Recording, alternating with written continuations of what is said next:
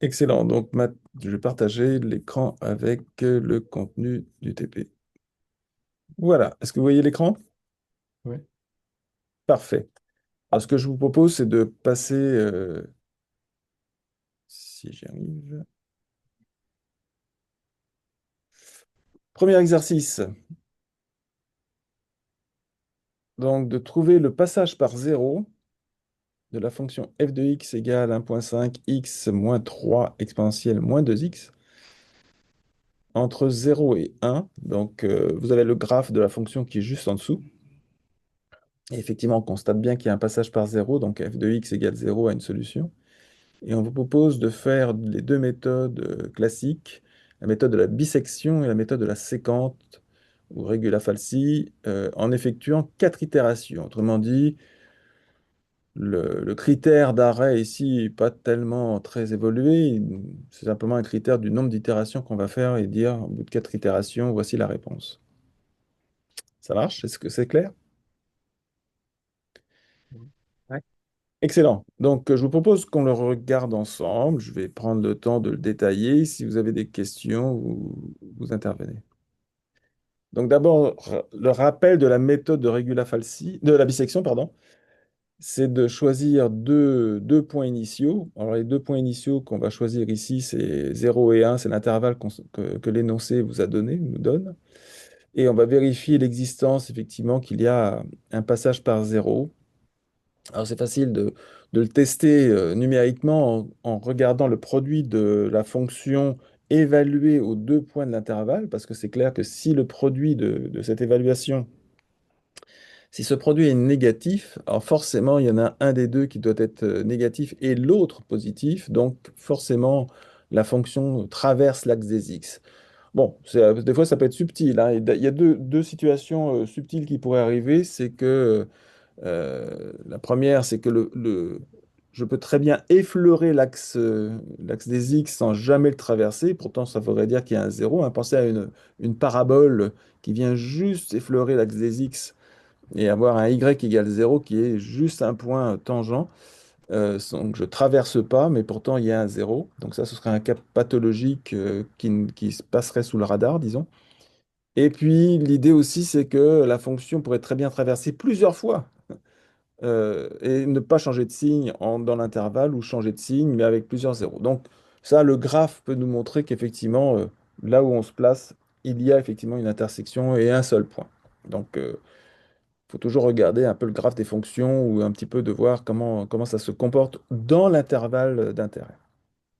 Donc ici, évaluer la fonction à 0 et à 1, je pense que ça offre pas trop de difficultés, mais le graphe aussi, en soi, c'est une démonstration que vous avez un passage par 0. La fonction f est négative en 0, elle est positive en x égale 1. Donc, vous pouvez affirmer qu'il y a effectivement, et le graphe à côté l'illustre bien. Donc, c'est la première étape.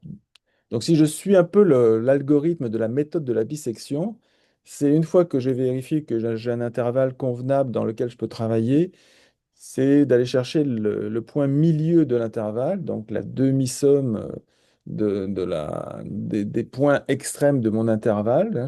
Ça me donne le x qui est au milieu de cet intervalle. Et comme je le disais en cours, c'est la meilleure approximation que je peux faire si de dire, ben voilà, le point est à l'intérieur d'un intervalle, c'est le point le moins compromettant qui se trouve dans le milieu, au milieu de cet intervalle, qui sera la solution de mon problème. Euh, Évidemment, le critère d'arrêt, on en connaît d'autres, des critères d'arrêt. Ici, le critère d'arrêt, c'est le nombre d'itérations, mais en général, on fait plus qu'une itération. Donc l'itération subséquente, c'est d'aller chercher l'intervalle qui contient toujours mon zéro, soit le demi-intervalle à droite, soit le demi-intervalle à droite ou à gauche du point milieu. Et je peux tester effectivement si je dois me concentrer sur le demi-intervalle à droite ou à gauche en regardant tout simplement le produit de f de xi, pardon, là où je suis au milieu, avec les deux extrêmes A ou B qui se trouvent dans l'intervalle qui contient mon zéro. Et dépendamment du choix, D'ailleurs, j'ai qu'un seul test à faire parce que je sais très bien que si mon zéro n'est pas à droite, alors forcément il est à gauche. Eh bien, vous allez redéfinir l'intervalle qui contient, qui encadre encore une fois votre zéro. Alors, si on le met en œuvre, comme on nous propose ici avec notre fonction qui est dans le graphe est ici en bleu, eh bien, le point milieu ici, c'est 0 plus 1 sur 2. L'intervalle initial, c'était 0, 1. Donc ici, le point milieu, c'est bien sûr 1,5. Donc la première itération, ma meilleure estimation, c'est 0,5. Je regarde la fonction, j'évalue la fonction, par exemple, en 0,5. Ça me donne moins 0,354. Ça, c'est le point milieu. Et donc, je m'aperçois que f de x1, donc la première itération, la valeur de x à la première itération, fois f de B1, donc le point qui se trouve à droite dans mon intervalle, eh bien, je vois que c'est négatif. Donc, je peux affirmer que mon zéro se trouve dans l'intervalle 0,5, 1. D'accord? Puisqu'encore une fois, je vois que le produit de f de 0,5 et de f de 1, c'est une valeur négative. Évidemment, ça ne me servira à rien, mais je pourrais vérifier que f de x1 fois f de a1, donc f de 0, ce serait certainement positif, parce que de toute façon, si je ne suis pas dans le demi-intervalle à droite, je suis forcément à gauche. C'est donc pas nécessaire d'aller chercher à tester si je suis dans l'autre demi-intervalle, sachant que j'ai déjà testé dans le demi-intervalle qui est ici à droite.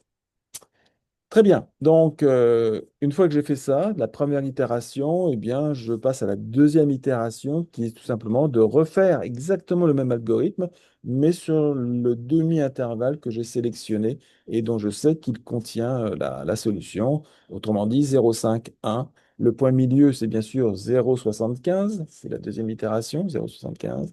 Et donc, je refais exactement le même algorithme. Je compare f de x2 avec f de A2 ou f de A1, de B2, pardon, et je m'aperçois que c'est f de x2, f de A2 qui est négatif, et donc j'en déduis que le nouveau sous-intervalle, ce sera 0,5, 0,75.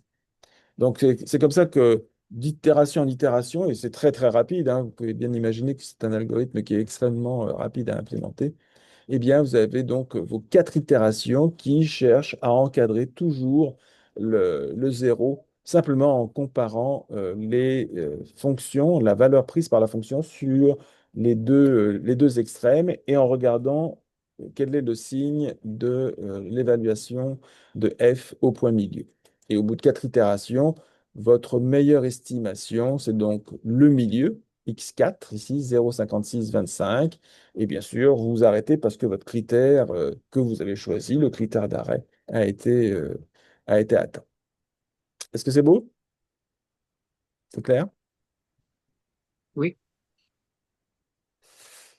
Donc, l'approximation du passage par zéro, c'est donc votre dernière valeur milieu. C'est ce que vous voyez ici sur le graphique. On a retracé ici la fonction f qui coupe quelque part et la dernière estimation, à la quatrième itération de l'algorithme de la bisection, eh bien, je vois qu'effectivement, vous avez ici le point que vous avez trouvé, 0,5625. Et je peux même donner l'intervalle qui doit encadrer le vrai zéro, puisque je sais que l'intervalle que j'ai découpé d'un facteur 2 à chaque fois, ici, c'est le dernier que je vous montre ici, là où je me suis arrêté, et où je vous ai donné le point milieu, eh bien, l'intervalle contient bien, effectivement, l'intersection, mais c'est normal, puisqu'à chaque fois, vous avez pris l'intervalle qui contenait le vrai zéro. Donc, vous voyez que c'est un algorithme non seulement qui est très rapide à mettre en place, mais en plus encadre votre vraie solution que vous ne connaissez pas, bien sûr. Et ça vous donne justement le contrôle de l'erreur par la taille de l'intervalle. C'est beau? Donc là, le epsilon, hein, c'est encore une fois le epsilon, l'erreur commise, eh bien, c'est la moitié de l'intervalle ici, de votre dernière itération. C'est donc la valeur que vous avez trouvée, le point de milieu ici, plus ou moins la taille de l'intervalle, le demi-intervalle ici. C'est ça qui va vous donner votre réponse de votre algorithme. Évidemment, vous pouvez toujours évaluer la fonction, l'évaluation de la fonction là où vous arrivez. Normalement, vous aimeriez que ça soit égal à zéro, c'est quand même ça que vous cherchez. Et ici, bien l'évaluation, et on le voit à l'œil, c'est négatif, hein. Le point qui est ici, ben, sa valeur de la fonction est négative, moins 0,13, mais encore une fois, 4 itérations, vous avez été très modeste dans dans le nombre d'itérations et dans votre critère d'arrêt ici. C'est bien sûr un exercice, mais en pratique, on contrôle justement l'erreur en regardant quel est le nombre d'itérations que je devrais faire pour pouvoir atteindre un niveau d'erreur acceptable. C'est clair?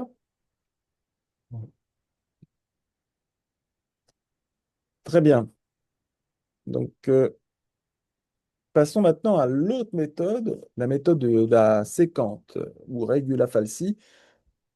Je vous laisse vous ramener, je vous ramène au cours dans ce qui a été établi dans le cours. On a établi l'algorithme tout simplement, hein. Je vous rappelle, c'est de faire un petit peu Newton. Pardon, c'est pré-Newton, on va dire. Pré-Newton, c'est de regarder la droite séquente plutôt que de regarder l'intervalle. C'est maintenant de regarder plus de la droite qui va couper l'axe des X et de réactualiser le point avec lequel on va refaire une séquence. Et encore une fois, l'algorithme ici définit cette façon de procéder.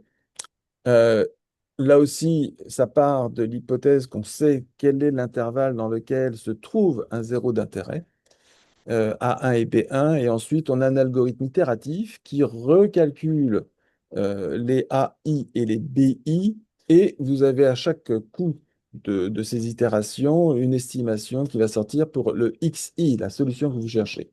Alors, l'algorithme que vous avez devant vous, le XI égale BI moins f de BI divisé, pardon, multipliant l'écart AI moins BI divisé par f de AI moins f de BI, eh bien, vous voyez que d'une certaine façon, votre XI va être BI corrigé par justement cette pente, cette droite qui va venir faire la séquence. Donc voilà, ça c'est l'algorithme, très facile à mettre en œuvre, bien sûr, qui nous demande de faire un petit peu plus d'évaluation, pas seulement d'aller chercher le point de milieu, évidemment, là c'est un petit peu plus sophistiqué. Euh, c'est sûr que les critères d'arrêt peuvent être, peuvent être de différentes natures. Le critère d'arrêt habituel, c'est lorsque l'on cherche le XI et puis qu'il ne bouge plus beaucoup, quoi. La fluctuation de XI, je vous rappelle que s'il y a convergence, ce XI devrait être la solution de f de x égale à zéro. Ça pourrait bien sûr être le f de xi lui-même qui pourrait vous dire si vous êtes loin ou proche de ce que vous voulez atteindre. Donc, encore une fois, les critères d'arrêt c'est à vous de le définir. Ça peut être le nombre d'itérations, évidemment, c'est peut-être le moins bon critère d'arrêt, même si c'est celui qu'on met en place ici, parce qu'on n'a pas envie de faire un nombre illimité d'itérations. On est là simplement pour illustrer la méthode. Euh, c'est un algorithme itératif qui réactualise, il faut bien voir que ça réactualise à chaque fois les deux paramètres AI et BI pour essayer d'encadrer justement notre zéro. En fait, on l'encadre plus ou moins bien. C'est plutôt ici des deux paramètres qui viennent faire la séquence pour aller chercher notre XI.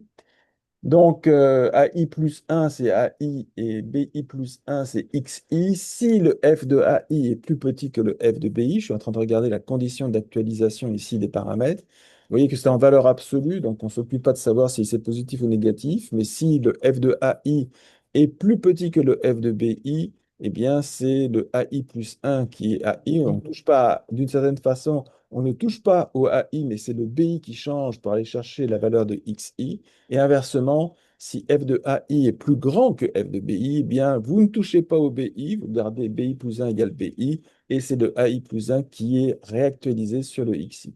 Alors, pour comprendre pourquoi c'est comme ça, bah, bien sûr, on l'a vu dans le cours, mais c'est simplement que si f de AI, par exemple, est plus petit que f de BI, eh bien, tout simplement, ça veut dire que AI a plus de chances d'être proche du zéro, que f de AI soit proche de zéro, puisqu'il est plus petit en valeur absolue que f de BI. Donc, quelque part, c'est un petit peu normal que si le f de AI est plus petit en valeur absolue que la valeur absolue de f de BI, eh bien, il y a des chances que le AI soit proche de notre solution plus que BI. Et c'est pour ça que vous ne touchez pas à AI et c'est le BI qui est actualisé et inversement, bien sûr, dans le cas contraire.